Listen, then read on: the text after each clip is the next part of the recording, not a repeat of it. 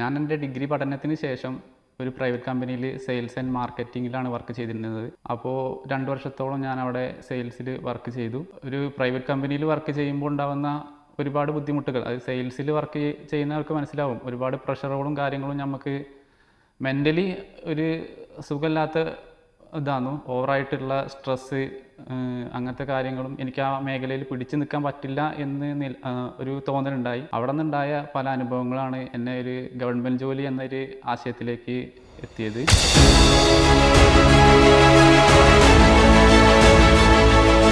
എൻ്റെ പേര് ഷിബിൻ. ഞാൻ പെരിന്തൽമണ്ണ ആലിപ്പറമ്പ് നിന്നാണ് വരുന്നത്. ഞാൻ ഇപ്പോൾ നിലവിൽ കേരള ഫയർ ആൻഡ് റെസ്ക്യൂ സർവീസിൽ ഫയർമാനായിട്ട് അപ്പോയിൻമെൻറ്റ് ലഭിച്ചിട്ടുണ്ട്. അതേപോലെ തന്നെ സിവിൽ പോലീസ് ഓഫീസറിൽ റാങ്ക് ലിസ്റ്റിലും ഇടം നേടാൻ സാധിച്ചിട്ടുണ്ട്. ഞാൻ എൻ്റെ ഡിഗ്രി പഠനത്തിന് ശേഷം ഒരു പ്രൈവറ്റ് കമ്പനിയിൽ സെയിൽസ് ആൻഡ് മാർക്കറ്റിങ്ങിലാണ് വർക്ക് ചെയ്തിരുന്നത്. അപ്പോൾ 2 വർഷത്തോളം ഞാൻ അവിടെ സെയിൽസിൽ വർക്ക് ചെയ്തു. അവിടെ നിന്നുണ്ടായ പല അനുഭവങ്ങളാണ് എന്നെ ഒരു ഗവൺമെൻറ് ജോലി എന്നൊരു ആശയത്തിലേക്ക് എത്തിയത്. ഒരു പ്രൈവറ്റ് കമ്പനിയിൽ വർക്ക് ചെയ്യുമ്പോൾ ഉണ്ടാകുന്ന ഒരുപാട് ബുദ്ധിമുട്ടുകൾ, അത് സെയിൽസിൽ വർക്ക് ചെയ്യുന്നവർക്ക് മനസ്സിലാവും. ഒരുപാട് പ്രഷറുകളും കാര്യങ്ങളും നമുക്ക് മെൻ്റലി ഒരു സുഖമില്ലാത്ത ഇതാന്നു. ഓവറായിട്ടുള്ള സ്ട്രെസ്സ്, അങ്ങനത്തെ കാര്യങ്ങളും എനിക്ക് ആ മേഖലയിൽ പിടിച്ചു നിൽക്കാൻ പറ്റില്ല എന്ന് ഒരു തോന്നലുണ്ടായി. അങ്ങനെയാണ് ഞാൻ PSCയിലോട്ട് വരുന്നത്. എങ്ങനെ ഒരു ഗവൺമെൻറ് ജോലിക്ക് എത്തിപ്പെടാം എന്നുള്ള ആശയങ്ങൾ മനസ്സിൽ വന്നത്. അപ്പോഴാണ് ഞാൻ എയ്സിനെ കുറിച്ച് കേട്ടത്. എയ്സിൽ ജോയിൻ ചെയ്തിട്ട് പഠനം മുന്നോട്ട് കൊണ്ടുപോകണം എന്നുള്ളതായിരുന്നു ആഗ്രഹം.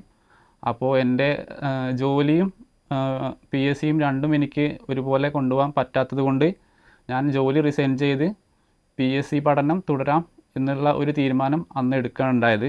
അങ്ങനെയാണ് ഞാൻ എയ്സിൽ എത്തിപ്പെടുന്നത്. എങ്ങനെ ഒരു ഗവൺമെൻറ് ജോലിക്ക് എത്താമെന്നുള്ള എൻ്റെ അന്വേഷണം എയ്സിലാണ് എത്തിച്ചേർന്നത്. എയ്സിൻ്റെ ക്ലാസ്സുകളെ കുറിച്ചിട്ടും അതിൻ്റെ മെറ്റീരിയൽസ്, അവിടെയുള്ള എല്ലാ കാര്യങ്ങളെക്കുറിച്ച് ഞാൻ അന്വേഷിച്ചിട്ടുണ്ടായിരുന്നു. അപ്പോൾ എനിക്കെൻ്റെ വർക്കിൻ്റെ ഒപ്പം തന്നെ പഠിക്കണം എന്നുള്ള ആഗ്രഹം നടക്കില്ല എന്ന് തോന്നി. അപ്പോൾ ഞാൻ പഠനം മുന്നോട്ട് കൊണ്ടുപോകണം, വർക്ക് സ്റ്റോപ്പ് ചെയ്തിട്ട് PSC മാത്രം പഠിക്കുക എന്നുള്ളൊരു രീതിയിലേക്ക് മാറി. ആ ഒരു തീരുമാനമാണ് എൻ്റെ ജീവിതത്തിൽ ഞാനെടുത്ത ഏറ്റവും നല്ല തീരുമാനമായിട്ട് എനിക്ക് ഇപ്പോൾ ഓർക്കാൻ കഴിയുന്നത്. അങ്ങനെ ജോലി റിസൈൻ ചെയ്ത് പഠിക്കാൻ തീരുമാനിച്ചപ്പോൾ ഒരുപാട് ബുദ്ധിമുട്ടുകൾ ഉണ്ടായിരുന്നു. അങ്ങനെ നമ്മൾ ഫിനാൻഷ്യലി അങ്ങനെ സ്റ്റേബിൾ അല്ലാത്തതുകൊണ്ട് നമ്മൾ ചെയ്തിരുന്ന ജോലി പെട്ടെന്ന് നിർത്തിയിട്ട് PSCയിലേക്ക് വരുമ്പോൾ ഉള്ള ഒരുപാട് ബുദ്ധിമുട്ടുകൾ അനുഭവിച്ചിട്ടുണ്ടായിരുന്നു. പക്ഷേ ആ തീരുമാനത്തിന് എൻ്റെ വീട്ടുകാരും മറ്റുള്ളവരെല്ലാം ഫ്രണ്ട്സും എല്ലാവരും സപ്പോർട്ടായിട്ട് തന്നെ നിന്നിട്ടുള്ളത്.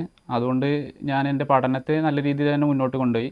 സമയത്തിൻ്റെ വില നന്നായിട്ട് അറിയാവുന്നതുകൊണ്ട് തന്നെ ജോലി റിസൈൻ ചെയ്തിട്ടുള്ള മുഴുവൻ സമയങ്ങളും ഞാൻ പഠനത്തിന് വേണ്ടിയിട്ട് മാത്രമാണ് മാറ്റി വെച്ചിട്ടുള്ളത്. ഞാൻ PSCക്ക് ഇറങ്ങിയപ്പോൾ ഒരു തുടക്കക്കാരൻ എന്ന നിലയിൽ എനിക്ക് ഒരു ബേസിക്കായ ഒരു കാര്യങ്ങളെക്കുറിച്ചും അറിവുണ്ടാകുന്നില്ല. എനിക്ക് എയ്സിൻ്റെ ക്ലാസ്സുകൾ തന്നെയാണ് ഏറ്റവും കൂടുതൽ ഉപകാരപ്പെട്ടുള്ളത്. എൻ്റെ പഠന രീതി എന്ന് പറഞ്ഞു കഴിഞ്ഞാൽ ഞാൻ ഫോഴ്സിലേക്കാണ് ആദ്യം ശ്രമിച്ചത്. പോലീസിലേക്കാണ് ആദ്യത്തെ എൻ്റെ ഫോക്കസ് ഉണ്ടാകുന്നത്. അങ്ങനെ പോലീസിൻ്റെ സിലബസ് ഞാൻ എടുത്ത് നോക്കിയപ്പോൾ 20 മാർക്ക് സ്പെഷ്യൽ ടോപ്പിക്കും 30 മാർക്ക് ഇംഗ്ലീഷ്, മലയാളം, മാത്സും ആ ഏരിയയിൽ എനിക്ക് കൂടുതൽ മാർക്ക് പെട്ടെന്ന് സ്കോർ ചെയ്യാൻ പറ്റുന്നുള്ള എൻ്റെ ഒരു കോൺഫിഡൻസിൽ ഞാൻ ഏറ്റവും കൂടുതൽ സമയം ചിലവഴിച്ചതും ആ 50 മാർക്കിന് വേണ്ടിയിട്ടായിരുന്നു. അത് ഒരുപാട് ഹെൽപ്ഫുള്ളായിട്ടുണ്ട് എനിക്ക്. ഞാൻ ഇംഗ്ലീഷ്, മലയാളം, മാത്സാണ് ആദ്യം പഠിച്ച് തുടങ്ങിയത്. ഇംഗ്ലീഷ്, മലയാളം, മാത്സിൽ ഒരു ബേസ് ഉണ്ടാകുന്നില്ല. മാത്സ് എനിക്ക് കുറച്ച് ഇഷ്ടമുള്ളതുകൊണ്ട് ആ ഏരിയ ഒന്നും കൂടി സുഖമായിട്ട് തോന്നി.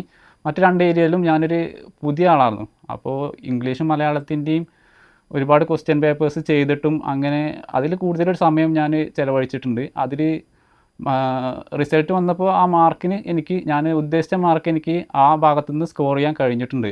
ഞാൻ ഇംഗ്ലീഷും മലയാളവും മാത്സും പഠിച്ചതിൻ്റെ കൂട്ടത്തിൽ തന്നെ SCRT എല്ലാ ചാപ്റ്റേഴ്സും ഞാൻ നല്ല ഡീപ്പായിട്ട് തന്നെ പഠിച്ചിട്ടുണ്ട്. SCRTൻ്റെ പഠനവും ഇതിൻ്റെ ഒപ്പം തന്നെ കൊണ്ടുപോയതുകൊണ്ട് തന്നെ നല്ലൊരു മാർക്ക് അതിന് ശേഷം എനിക്ക് എഴുതിയ എക്സാമുകളിലൊക്കെ ഇങ്ങനെ കണ്ടെത്താൻ സാധിച്ചിട്ടുണ്ട്. പിന്നെ ഓരോ ടോപ്പിക് വൈസായിട്ട് ഏത് ഏരിയയിലാണോ മാർക്ക് കുറവുള്ളത് ആ ഏരിയ എവിടെയാണ് കിട്ടാത്തതെന്ന് നോക്കിയിട്ട് അതാണ് ചെയ്തിട്ടുണ്ടാകുന്നത്. എക്സാമുകൾ തന്നെയാണ് ഏറ്റവും കൂടുതലായിട്ട് എന്നെ അതിനെ സഹായിച്ചിട്ടുള്ളത്.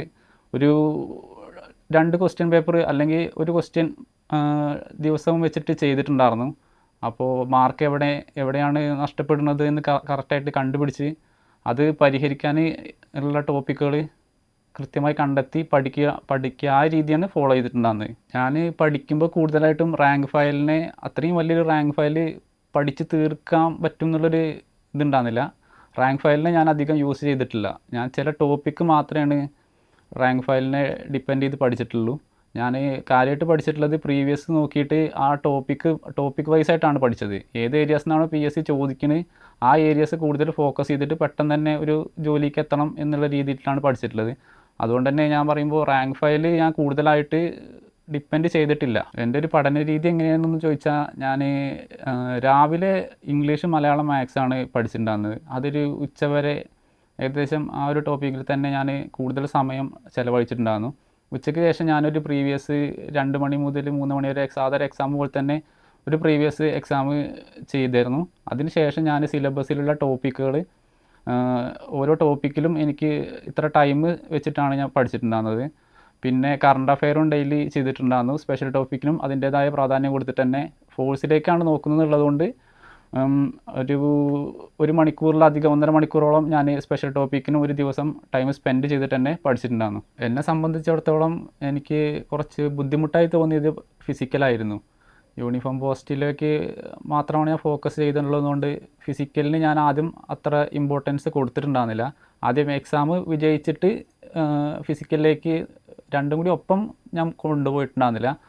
അപ്പോൾ തന്നെ പരിശീലന സമയത്ത് എൻ്റെ കാലിനുണ്ടായൊരു പരിക്ക് ഞാൻ ആദ്യമായിട്ട് വന്ന ഇന്ത്യൻ റിസർവ് ബറ്റാലിയൻ്റെ ഷോർട്ട് ലിസ്റ്റിൽ നിന്ന് അതിൻ്റെ എൻഡുറൻസ് എനിക്ക് കിട്ടിയില്ല. അതിന് ശേഷം ഞാൻ സിവിൽ പോലീസ് ഓഫീസറെ അതിനാണ് ഞാൻ മുഖ്യമായിട്ട് പഠിച്ചത്. പക്ഷേ അതിൻ്റെ ഫിസിക്കലും എനിക്ക് പരാജയപ്പെടേണ്ടി വന്നു. പിന്നെ ഉണ്ടായ സിവിൽ എക്സൈസ് ഓഫീസറിനെ അതിൻ്റെ ഫിസിക്കൽ എനിക്ക് കിട്ടിയില്ല. അപ്പോൾ തുടർച്ചയായി ഉണ്ടായ പരാജയങ്ങൾ എന്നെ മാനസികമായിട്ട് വല്ലാണ്ട് തളർത്തി. അപ്പോൾ ഞാൻ അങ്ങനെ ചിന്തിച്ചു എവിടെയാണ് ഒരു പരാജയം സംഭവിച്ചതെന്ന് വീണ്ടും ചിന്തിച്ച് ഞാൻ അത് നേടിയെടുക്കണം എന്നുള്ള എൻ്റെ ഒരു വാശിയുടെ പുറത്ത് തന്നെയാണ് ഞാൻ പിന്നെ പരിശീലനത്തിന് ഏർപ്പെട്ടിട്ടുണ്ടാകുന്നത്. ഞാൻ എൻ്റെ പരിശീലനത്തിൻ്റെ സമയം കൂടുതൽ കൂട്ടിക്കൊണ്ട് എങ്ങനെ ഇത് ക്രാക്ക് ചെയ്യാം എന്നുള്ളത് കൂടുതൽ ഇതിനെക്കുറിച്ച് പഠനങ്ങൾ നടത്തി കൂടുതൽ പരിശീലിച്ചിട്ട് തന്നെയാണ് നന്നായി കഷ്ടപ്പെട്ട് ആ അടുത്ത വന്ന ഫയറിൻ്റെ ഫിസിക്കൽ പാസ്സായി. അതിനുശേഷം വന്ന സിവിൽ പോലീസ് ഓഫീസറിൻ്റെ ഫിസിക്കലും എനിക്ക് പാസ്സാവാൻ കഴിഞ്ഞു. എനിക്ക് നിങ്ങളടുത്ത് പറയാനുള്ളത് നമ്മൾ ആദ്യ ശ്രമത്തിൽ തന്നെ വിജയിച്ചോണം എന്ന് ഉറപ്പില്ല. പരാജയങ്ങൾ സംഭവിക്കാം. നമ്മൾ പരിശ്രമിച്ചതുകൊണ്ടാണ് പരാജയങ്ങൾ സംഭവിക്കുന്നത്. പക്ഷേ നമ്മൾ ഒരു ദിവസം വിജയിക്കുക ചെയ്യും. പരാജയങ്ങൾ സംഭവിക്കുന്നത് ഇതിൻ്റെ ഭാഗമാണ്. പരാജയങ്ങൾ നമ്മൾ പാഠം ഉൾക്കൊണ്ട് കൂടുതൽ ശക്തിയായിട്ട് നമ്മൾ മുന്നോട്ട് പോവുക. വിജയം എന്നുള്ളത് നമുക്കുള്ളത് തന്നെയാണ്. പരിശ്രമിക്കുന്നവർക്കേ വിജയമുള്ളൂ. അതുകൊണ്ട് ഒരിക്കലും പിന്മാറരുത്. നമ്മളെ ലക്ഷ്യം നേടിയിട്ടേ നിർത്താവൂ. അപ്പോൾ ഒരു സർക്കാർ ജോലിയിലേക്കുള്ള നിങ്ങളുടെ ഈ ഒരു യാത്ര എത്രയും പെട്ടെന്ന് സഫലമാവട്ടെ എന്ന് ആശംസിക്കുന്നു.